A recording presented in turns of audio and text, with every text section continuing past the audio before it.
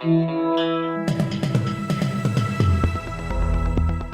listening to Errol Parker and Clancy Overall, editors of the Betoota Advocate, on Desert Rock FM. Welcome back to the Betoota Advocate radio show. When's autumn start? Or has winter started? No, autumn has started. Mm-hmm. Or as we say in Queensland, fall. Yeah, because that's actually, the start of the footy season where everyone's fallen down drunk.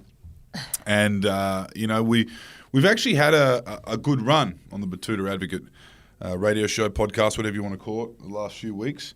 Last week we actually had Oscar from Young Henry's, the brewery, explaining to us how they're going carbon neutral using algae.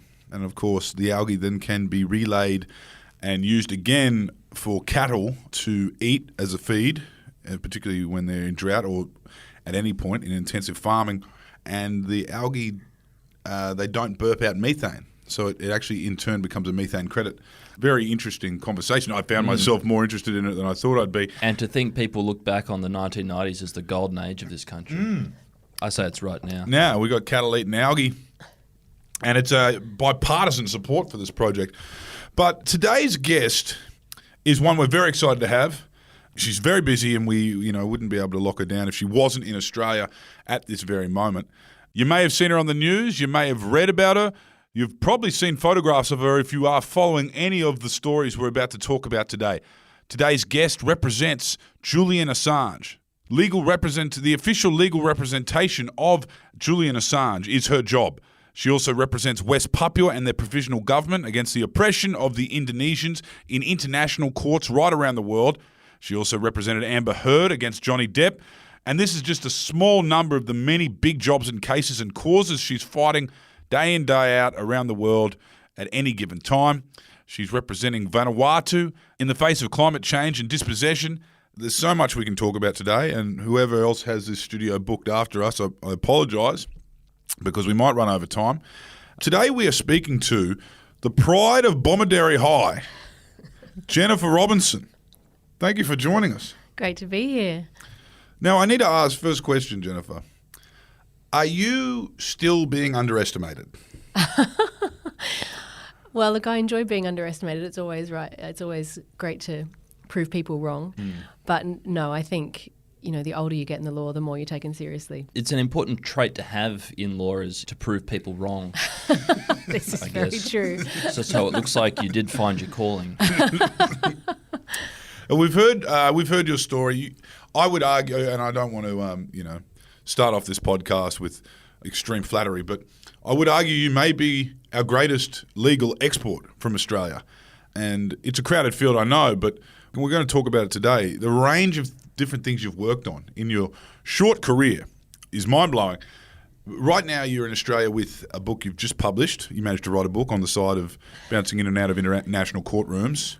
Can you tell us a little bit about that and how you managed to write this so quickly? Because as I was reading it, very current events in this book, and it almost relates to the current news cycle, which I just found that mind-blowing. Usually when someone writes a book about something that's happened in the world, it's, looking back, maybe with rose-coloured glasses. It's almost it's almost like I'm reading a long-form essay that's just come out on a news website. Well, the book's called How Many More Women? Exposing How the Law Silences Women, and I co-authored it with my colleague, Dr. Kenny Yoshida. The book is about all the ways in which the law silences women. So what we were seeing in our legal practices, I do media defence work, defending journalists and newspapers. But I also increasingly, in the post-Me Too world, was advising domestic violence frontline services, rape crisis centres, the Women's Equality Party, who was campaigning in the United Kingdom against sexual harassment in Parliament. The defamation risk in particular, but also all the other ways in which the law was censoring and silencing women activists, as well as journalists, from reporting on stories about gender-based violence. It was really shocking to me, but because we work in the law and we see it, a lot of it doesn't reach the public domain. So we were frustrated by what we were seeing, and we just decided, as women were breaking the cultural silence about speaking about their experiences, we saw this legal backlash, and it made more visible all these legal tools that are available to silence women. And so we wanted to write about it because there's only so many women we can advise coming into our chambers, but we wanted to start a public conversation about it. But it was tricky to write, not just because it was current events, and so we were following active cases all over the world. So what we try to show in the book is this is not just happening in Australia, and we all know it's happening in Australia, or the United Kingdom where I practice, or the United States. It's happening everywhere across jurisdictions, geographies and cultures. But it was tricky to write because by their very nature, the cases we're talking about involve very litigious, wealthy and powerful men. So the legal risk was huge. Now, we're media defence lawyers who were, writing a book. We understand the risks, but it was tricky to write. But it was tricky to write because cases kept developing. Yep. And in the end, we didn't really intend to write so much about the Depp case, but the Depp case in the United States was decided as we were finishing the book. Yep. And I had to rewrite a whole chapter because Amber Heard's case and Johnny Depp's case against the Sun was just one example in a defamation chapter. But because of what happened in that case, we felt we had to write more. So we were writing right down to the publication date. There was something I learned about the Depp-Amber Heard case from you, was the very fact that this had almost been settled in England. Well, it had been settled. You'd represented Amber Heard in England. Against the Sun. So basically, Johnny had sued The Sun for defamation for an article that was written in which it claimed he was a wife beater. Now, that allegation was made on the basis that Amber had got a restraining order from a judge in California when she divorced him, a domestic violence restraining order. Now, he sued for defamation, and I worked with Amber and the newspaper to prepare all the evidence to defend that on a defence of truth. And a judge in the United Kingdom determined that it was true that he was violent towards her on 12 separate occasions. So she is a recognised survivor of domestic and sexual violence, according to the judgment in the United Kingdom. Yep. But then he sued her personally in the United States for $50 million, and it went before a jury in Virginia. Televised live online to create one of the most horrendous spectacles of misogyny and tropes about domestic violence that I've seen in our public discussion in a very long time. And unfortunately, before a jury, the male-centric myths that were perpetrated by his legal team in trying to put the case forward worked. It didn't work in front of a judge in the UK, but it worked in front of a jury. And that's one of the recommendations we make in the book, that we have warnings for juries in criminal trials about domestic and sexual violence, warning juries not to listen to the old tropes about sexual violence. Or the memes that were coming out. Honestly, I had people calling me during that. Amber received horrific online trolling, death and rape threats. I got the same as her lawyer, even though I didn't represent her in the United States, I represented her in the UK. But I had friends calling me saying, my kid's on TikTok and he's coming out saying that women are liars, women are gold diggers, all these things that we should be educating our children against because of the Depp trial. And so the silencing effect that has, and this is the point that I make to people a lot, 1 in 3 women in this country and around the world have suffered sexual violence. So we all know women who have suffered this. We all know women. How many of those women are going to come to you or report their abuse if they've heard you vilify, ridicule, speak as horribly as people did about Amber coming forward? And I know anecdotally from colleagues who are working in cases with domestic violence victims around the world, I get contacted all the time saying women are being threatened, saying, don't be an Amber, no one's going to believe you. And women who are scared to take forward their cases because of what they saw happen to Amber. And so the chilling effect of that case is global in effect and really problematic, and we've got a lot of work to do to work against it. Sounds like a very hard book to write, as you said, like ongoing cases, and the case was changing as you were writing it. There was one thing, though, that I saw that I found remarkable in your book, which wasn't necessarily a current thing. We're talking like the last 10 years. But when the Me Too movement first kicked off, when it all happened, Harvey Weinstein, all these things were happening. A lot of people's minds were blown about, the scale and the occurrence, particularly men, obviously. Had no idea. But there's almost like 2 graphs going. One's going up, one's going down. You've never heard this many claims, and you've never seen so few people actually followed up on it. And one thing you had articulated was that the lawyers evolved and the defences evolved in the wake of Me Too. So less people started getting actually charged for harassment or whatever because, the game changed. And one thing I did see, we're getting to the point of NDAs, non-disclosure agreements, where victims can't even tell their therapists about what's happened to them. Were you seeing this happening in real time, or was it something you just, I'd love to hear your take on all that. Well, I actually met with Zelda Perkins very early. She was the whistleblower who blew the whistle on Weinstein's NDA. So she spoke out in breach of the NDA that she had signed about what had happened to her and to her colleague, Rowena Chu. around the Me Too time when it was all breaking. And she took a huge legal risk. She could have been sued for breach of confidence. The newspaper, the Financial Times, could have been sued. But thanks to her speaking out in risk of being sued, we started to understand so much more about non-disclosure agreements. And I had seen it in my practice, cases I can't talk about because, we advise clients will come to us and seek advice about the terms of their NDA, wanting to speak out, but actually the cost risk for women challenging NDAs once they've signed them is huge. And you need only look in the United Kingdom, for example, and this is all public now, but a bunch of employees of Philip Green had signed NDAs and the Daily Telegraph wanted to report their stories, including sexual harassment and racist comments. And he sued for breach of confidence, the newspaper, and it cost hundreds of thousands of pounds for the newspaper to challenge that. And in the end, it was broken by parliamentary privilege, but that was just at the preliminary stage. What individual woman can afford those kinds of legal fees to release themselves from an NDA? And what we see time and time again is that when you've suffered sexual harassment or you've been bullied at work and you're a settlement is given and you're sort of pushed out the door, you're traumatised by what's happened, you just want to get on with your life and you sign this NDA. And sometimes it takes women a little bit of time after they've left that situation to start to feel like, actually, I feel like I need to talk about this because I want to protect other people from this happening again. But it's too late. Yep. And so it's so frustrating, like the amount of women I've spoken to who want to challenge their NDAs but can't afford to do it. And, and I understand some women want an NDA. They don't want to speak publicly about it. They don't want people to know what happened to them. And that should be their choice too. But the problem is once these are signed, women are in these, what we describe in the book is silos of silence.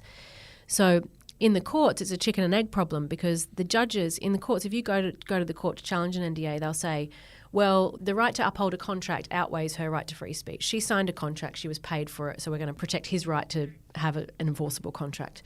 But they do say, well, if he's a repeat offender, then the public interest might tip in favour of allowing her to speak. But how do you know? If every woman who's been abused by him has signed an NDA, how do you possibly know? Yeah. Or someone's got to take the risk, or a bunch of them have got to take legal risk to come forward. So it's really tricky. Yeah. So the only pathway really at the moment to be released from these is essentially finding a pro bono lawyer to take you on. Not even a pro bono lawyer, because the adverse cost risk of what you would have to pay him if you lost is so huge. So that's the problem. Even if you find a pro bono lawyer, like someone like me who does way too much pro bono work, it doesn't protect you from the adverse cost risk. And so if you sign an NDA and you choose to break it, he can sue you, get an injunction to stop you from saying it, and you've got to fight it in the court. So you need the legal means to be able to do that. Yeah.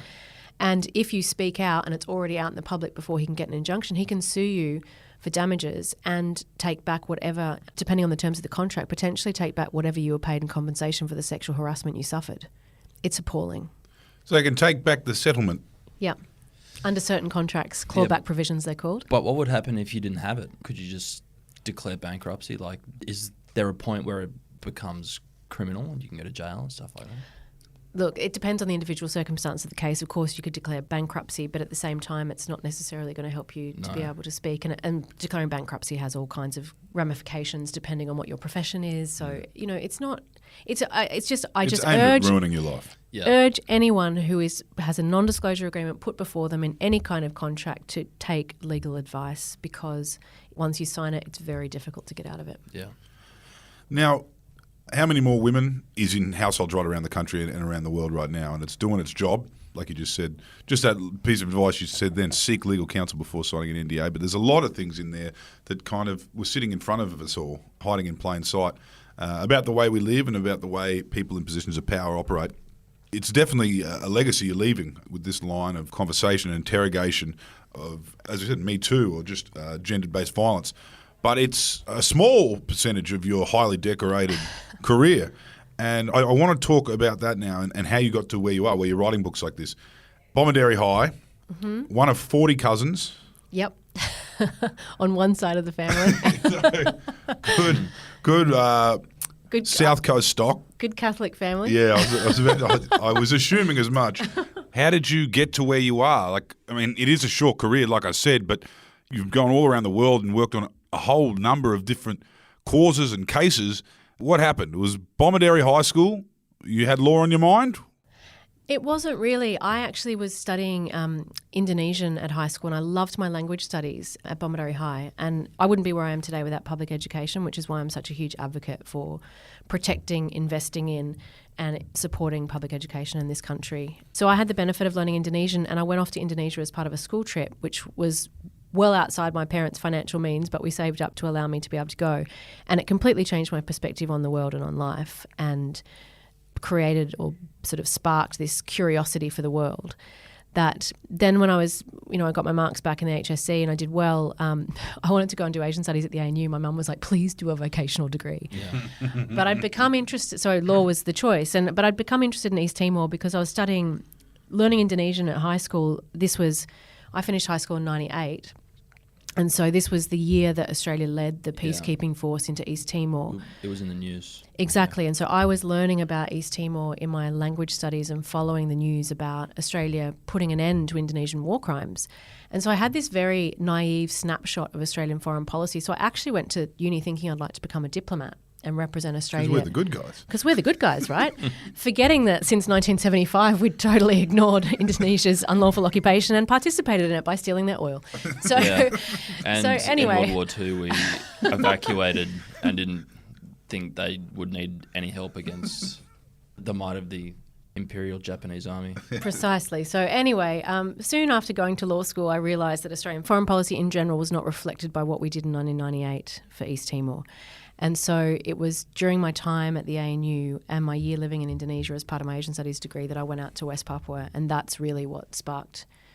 I was always interested in human rights because of what I was reading about East Timor, and I wanted to do something to help, and I thought diplomacy was the way to do that, and then I realised actually it was being a lawyer. Yeah. I can only just imagine a young kid, South Coast family, probably wouldn't have left town. Probably wouldn't have gone to... Most people don't have passports in my family, no. Yeah. And a trip to Sydney is seeing the world. Yeah. You end up in Indonesia, which I can only imagine you loved. Got to see another country, completely different, and not too far away from home. And you got to see all of these cultural traits and interesting things that come with Indonesia. And it's a language that you're able to pick up quite quickly. Yeah, so I speak fluent Indonesian from my time at the ANU and Bombardari High. Yeah. And then you at the same time, you're learning about Indonesia's war crimes. I mean, that must have been an interesting, just that juxtaposition between what you saw and what you learned. And I'm guessing I know what it's like on your first trip. You're like, I'm going to move here. Yeah. Well, that was exactly what I wanted to do, and part of why I went to the ANU to do Asian Studies, so I could go and live there for a year. It gave me the ability to do that. But I love Indonesia and I love the people. And so I have a very conflicted view of Indonesia. I think it is a remarkable, diverse place. The people are very welcoming. So in many ways, when I was at university, I was kind of held up as an ambassador for Australia-Indonesia cross-cultural studies. Yeah. But then what I saw on the ground in West Papua and my work on that issue ever since, it's a shame, but I can't go back to Indonesia really because of that work. And so I have a very mixed view. So while I'm a huge advocate for Australians better understanding our biggest neighbour, and how important that is, and that we should learn Indonesian at schools, and I'm glad that I did, and I'm a product of Keating and that was Rudd's. Keating's big Australia push, right? Exactly, and so I'm grateful to Paul Keating for that. I speak Indonesian because of that, which has been a huge benefit to me, not just in opening my mind to the world, but also in my work. Yeah. Can you please educate us? Maybe in North Queensland, certain parts of Brisbane, you'll see a Free West Papua sign. You'll see that. And a lot of people in their mind would think these hippies, free Tibet, free West Papua, they'd think it's just another... We did see a lot of it too in Belfast. Oh yeah, in Belfast. Obviously, they don't, there's not a cause they won't jump on. But it does come across as a bumper sticker, right? Yeah. And it is often, you see them around. Yeah. What did you see on the ground, and what is still happening on the ground? So I went out there as a 21-year-old law student, and I went there because I was due to go and work in East Timor, and this was 2002, and my academic supervisor said, no, this is your year in Indonesia studies, so you've got to stay within Indonesia. Why don't you go to West Papua? And I remember thinking, why do I not know about this? I'd studied 3 years at the ANU, the best academic institution in this country and arguably the world to study Asia-Pacific studies. I had studied every kind of contemporary politics subject. I was learning high-level Indonesian. How had I not learnt anything about what was happening in West Papua? And that sparked my interest. And so I started hanging out with West Papuan students on my campus in Yogyakarta in central Java. And they were starting to tell me a little bit more about it. But at that time, there was very little information available on the internet. There was very little written about it. Journalists were banned from going there. And so I went out to volunteer with this little human rights NGO that was documenting Indonesian war crimes and human rights abuse. So West Papua was a Dutch colony that was administered separately from Indonesia. On the same effective island as Papua New Guinea. Yeah, so it's the western half of the island of New Guinea. Yep. The eastern side was colonised by the Germans, taken over by the British. Then Australia administered it, brought them to independence in the 70s. So that's what is today Papua New Guinea. Yep. On the other side of the island is West Papua. West Papua was a Dutch colony, which was administered Dutch East Indies era. which was administered separately from the rest of the Dutch East Indies. Really? Yes, West New Guinea. When Indonesia got its independence, the Dutch kept West Papua and put West Papua on the non-self-governing territories list, like Papua New Guinea was, like many other colonies around the world were, and they were intent on bringing them to independence. So the West Papuans had a flag, they had a national parliament. Australian diplomats even went to the inauguration of the West New Guinea Parliament in 1961. But then Indonesia went into conflict with the Dutch and said, we want the territory, we say it's ours, and invaded. And basically, because of Cold War politics at the time, America stepped in and said Australia was going to go to war with the Netherlands to protect this non-self-governing territory, West New Guinea, where there are fuzzy wuzzy angels who helped us in the Second World War, let it be said. And Australia took a step back and followed the US line. And there was an agreement called the New York Agreement that was put in place in 1962. And under that agreement, West Papua it was the first ever UN-administered territory. So the UN came in to administer the territory, like East Timor had been many years later. So they were supposed to get this referendum based on universal suffrage, a democratic referendum on whether to be independent or to remain as part of Indonesia. And the Dutch were backing this. The Dutch wanted them to be independent. The Dutch wanted them to be independent. They knew they wanted to be independent, and so that was what they got into the agreement brokered by the US. So Indonesia took over the territory, but was supposed to give them this vote. There was never a vote. Yep. They basically rounded up 1,022 leaders and forced them to vote in front of guns, walk over this line for independence or stay right there for Indonesia, and you know the outcome if you step over the line. Yeah. So they're unlawfully occupied and have been since the 60s. And since then you see like mass human rights abuse, torture, rape, killings, internal displacement. There are so many West Papuan refugees in camps over the border in Papua New Guinea who have historically been stateless and not properly looked after.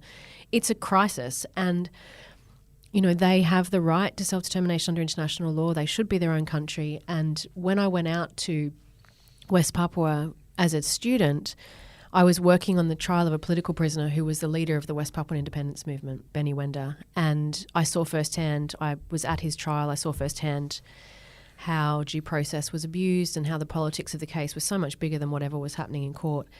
And so I saw firsthand, I was interviewing rape victims, torture victims, and saw what was happening. And it was shocking to me. It was shocking to me that it was happening right here on Australia's doorstep.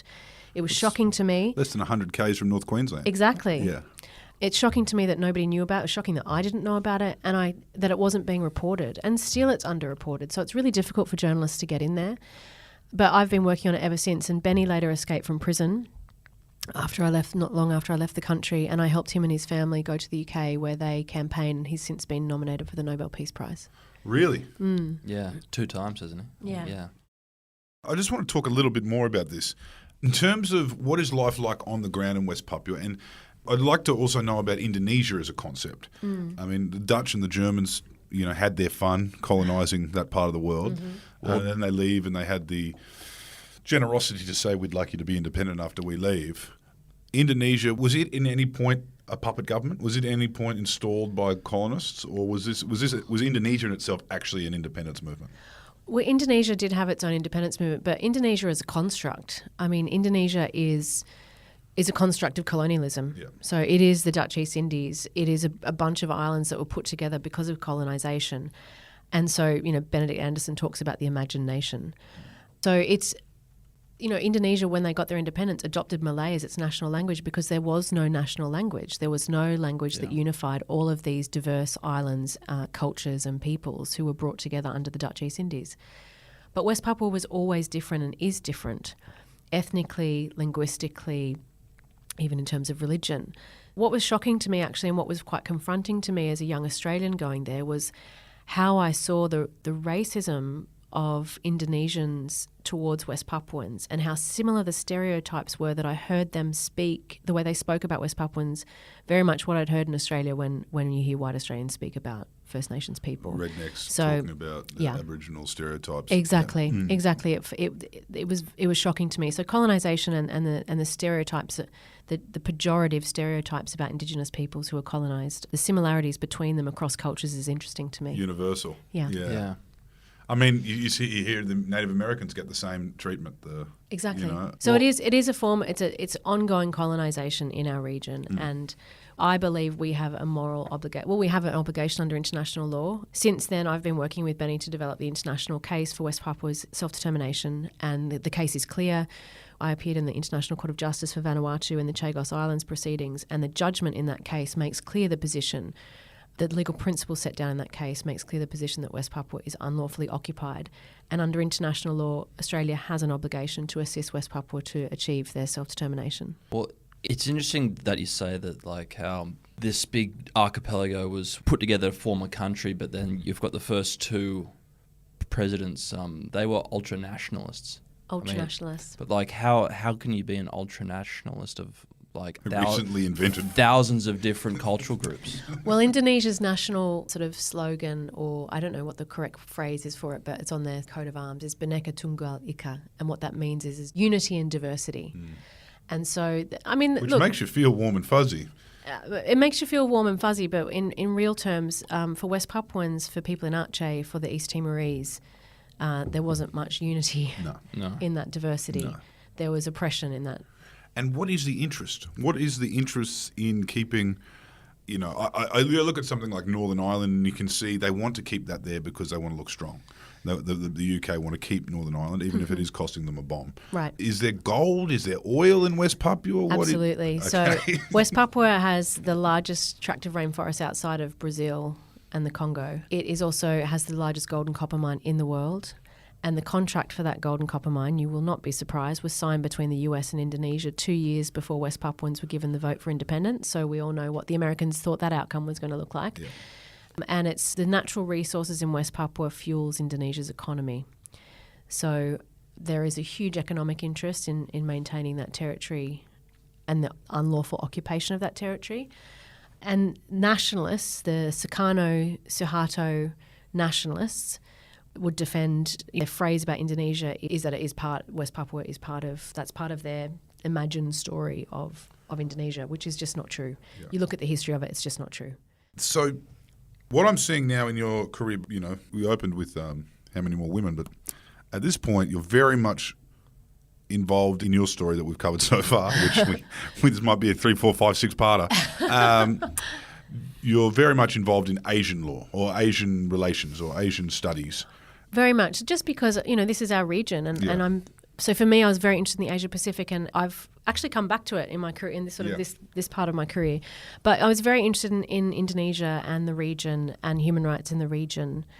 So that's really where I started, because that was as a 21-year-old living out there. Yeah, but so how do you get from our region, which is still very much your cause, what's happening in our region, but just north of Queensland, how do you get from there to London? How do you get from there to representing Mr. Worldwide, Julian Assange, he's a North Queensland boy, technically. He's in our region too.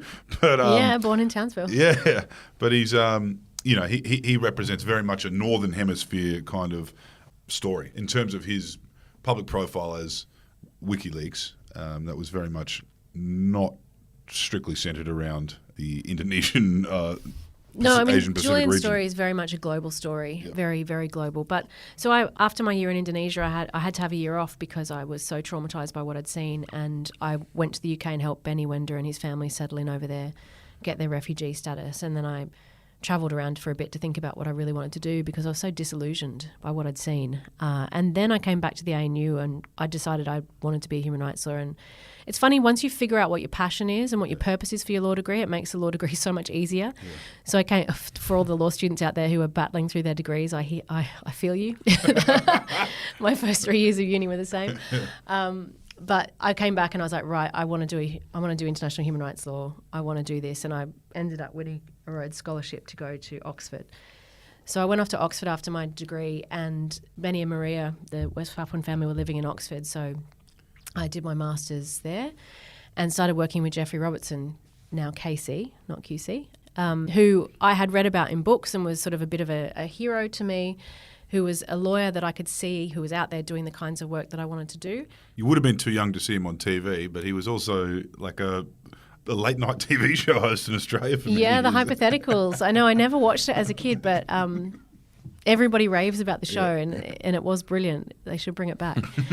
But yeah, so I started working with Jeffrey, and through working with Jeffrey throughout my academic studies, I ended up starting. I practiced law in London. I started out as a solicitor in England, and I was representing the New York Times and CNN and big media organisations in defending defamation cases and all kinds of media law, and then WikiLeaks came along.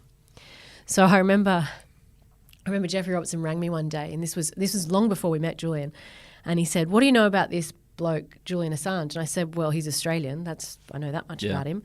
And Jeffrey said to me, he's publishing this material. So by that stage, they'd published Collateral Murder, the video showing Americans killing civilians and journalists. Reuters journalist, Yeah, the Reuters journalist. They would just released the Afghan war material. Yeah.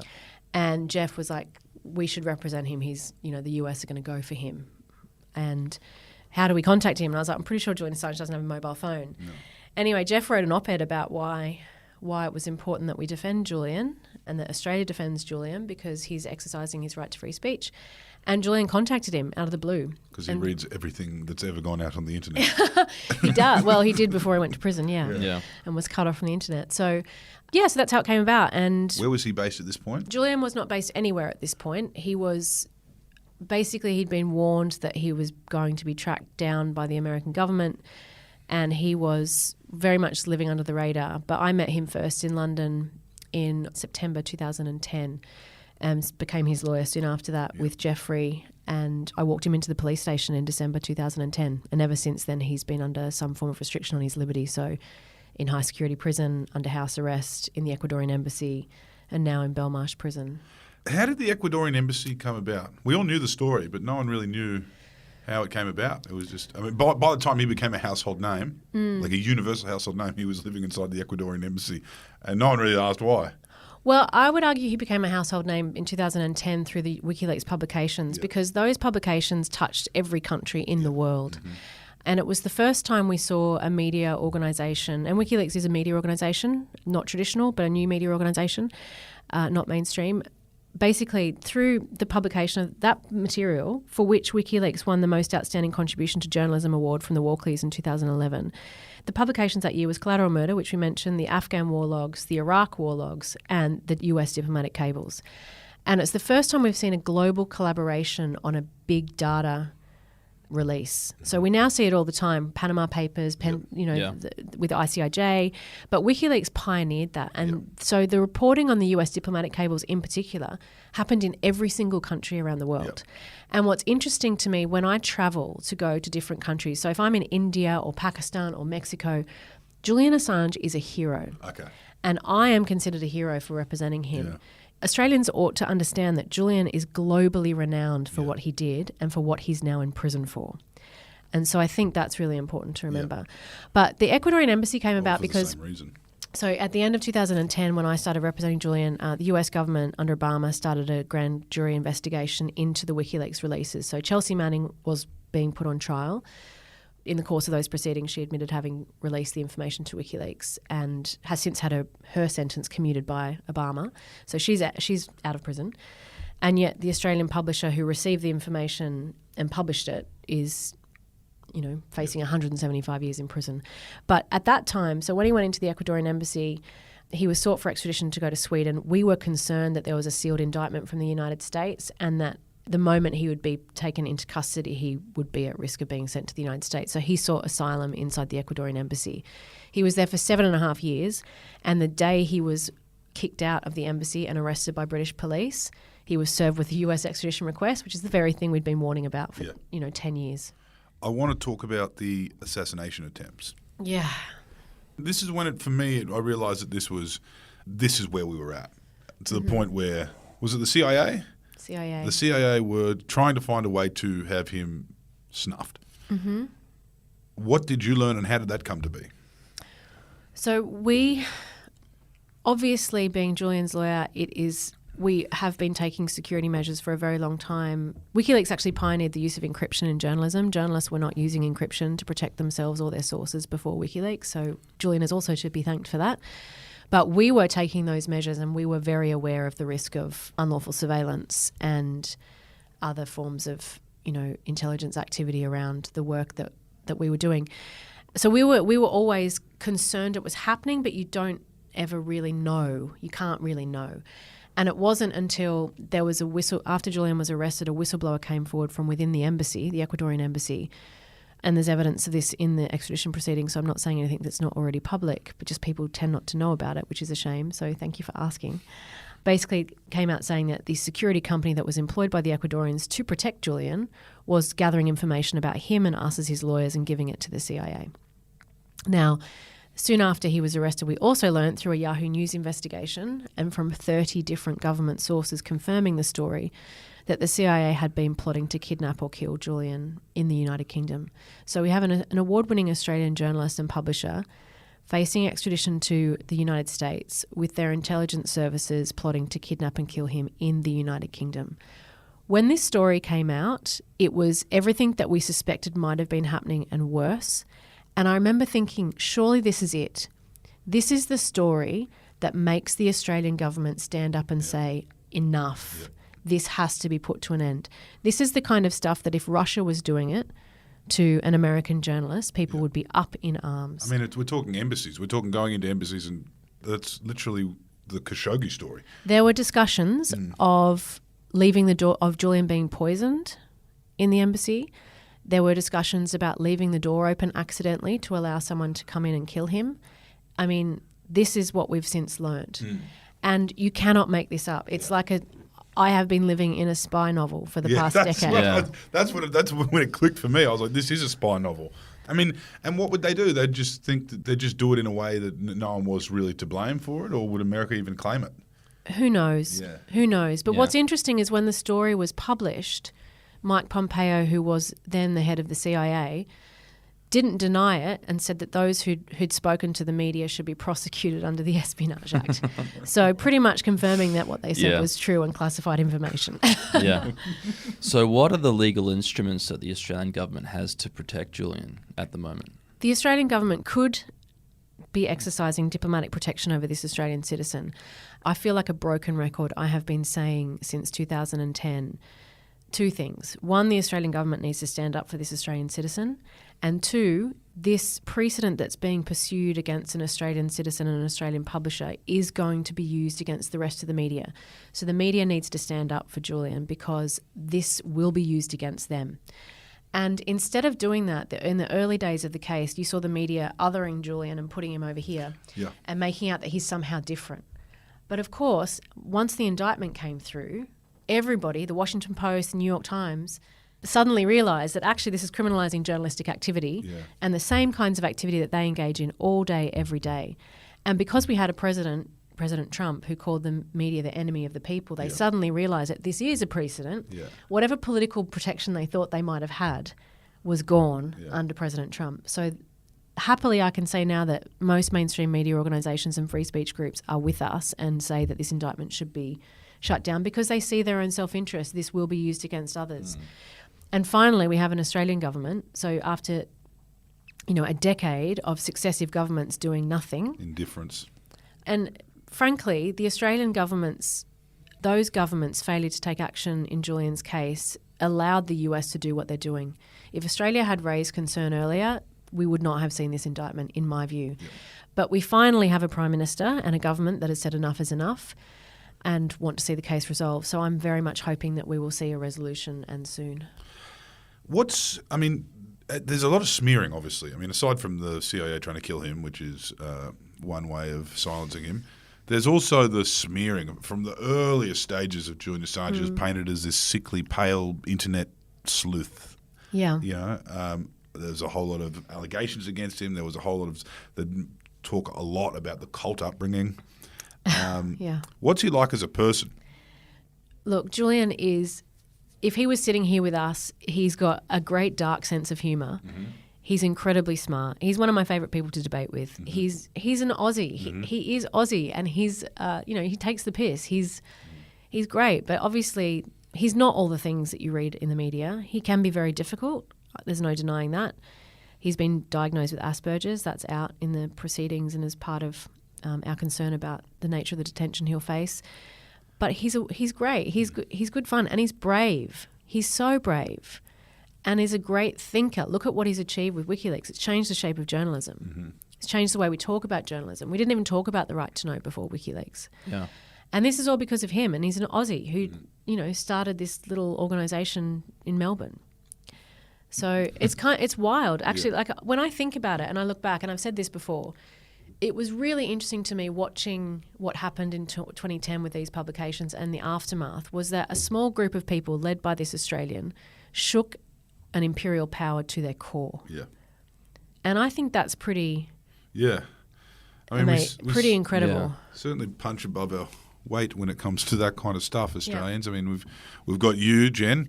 We've also got Julian Assange. We've got Rupert Murdoch. I mean, those two people basically decided the 2016 election, or could have if they wanted to, you know what I mean? For someone like you, I imagine you meet heads of state. What is the exchange like when you're looking at someone who very much looks and feels like a real person and you say, hey, what's happening to Julian Assange doesn't feel very democratic or humane? How do they respond to you in that moment? Well, it depends on the leader. Yeah. So there are many leaders around the world that support Julian Assange. So President Lula of Brazil has spoken out publicly, has said that he's raised it with Biden. The President of Mexico, AMLO, has raised it. In fact, other governments have done more than many of the Australian governments have done until Prime Minister Albanese. So, I think there's a huge amount of support for Julian globally, both from global leaders, particularly in Latin America, from countries who benefited from the information that was released. So for many countries who have suffered because of US imperialism and have a very recent memory of the role of the United States. There's not many left that haven't. Right. So there are a lot of people who are very sympathetic to Julian and are grateful to him for showing the world what US diplomacy and what US power does. And so those countries are very much... When I say, I think in Australia and the UK and the US, Julian has been, like you say, very much vilified. Yeah. But when you go to different countries around the world who have very recent history, lived experience of US imperialism, he is considered a hero. Yeah. I mean, we've tackled three pillars of your amazing career, Jen. Tell us what it's like when you go home, when you've got these stories. You kind of keep it a bit under wraps, when you're down there at Mum and Dairy. Down in Berry. So I grew up in Berry and I still go home to my dad's horse farm down there. And no, I mean, Dad will always say, how's Julian going? Yeah.